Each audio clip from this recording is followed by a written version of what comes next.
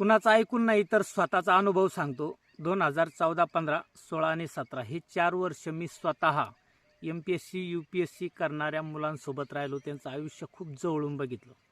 आपल्या छत्रपती संभाजीनगरमध्ये TV सेंटरला माझे मित्र, माझे प्रेरणास्थान बाळासाहेब गरुड सर यांचं लक्ष करिअर पॉईंट म्हणून एक क्लासेस होते. त्या क्लासेसवरती मी मॅनेजमेंटचं काम बघायचो आणि ते मॅनेजमेंटचं काम बघत असताना ह्या मुलांसोबत खूप जवळून संबंध आला.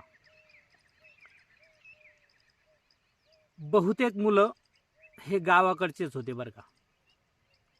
कष्टकरी, कामगार, शेतकरी, सर्वसामान्य घरातून आलेले ते पोरं रात्रंदिवस डोळ्यात तेल घालून अभ्यास करत होते.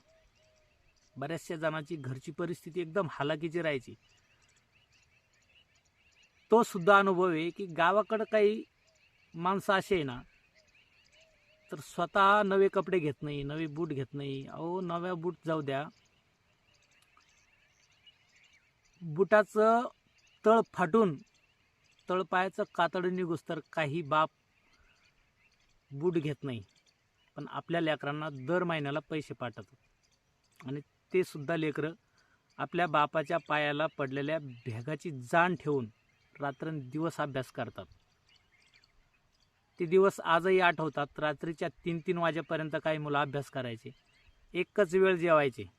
एक वेळ मेस आणि एक वेळ वडापाव, पोहे, चहा, बिस्किट याच्यावरती काढायचे. त्या लेकरांना काहीतरी स्वप्न होतं. काही मुलं त्या काळामध्ये PSI झाले, ग्रामसेवक झाले, तलाठी झाले, कोणी बँकेमध्ये लागलं. आणि आजही त्या शहरामध्ये जर गेलो TV सेंटर भागामध्ये तर त्या काळची मुलं आजही तिथं अभ्यास करताना दिसतात. त्यांच्याकडे बघितलं ना तर खरंच खूप वाईट वाटतं. MPSC UPSC करणं एवढं सोपं नाही बरं. आज पुण्यामध्ये MPSC UPSC मुलांचा जो लढा चालू आहे, त्यांची जी तळमळ आहे, त्यांच्या डोळ्यात जी अश्रू आहे ना, ते खोटे नाही आहे, ते खरे. गावाकडे एवढे हालाअपेष्टा करून गावाकडचे त्या मुलांचे मायबाप त्यांना तिकडं पाठवतात. त्यांचे पण काही स्वप्न असतील ना. आज ते लेकरं एवढे धायमुकलून रडतायत. कशासाठी? काय मागणं आहे त्यांच्या? वय वाढून भेटावा एवढंच ना. आणि तुम्ही जर ते जरी करू शकत नसाल तर लाज वाटते तुमची, लाज.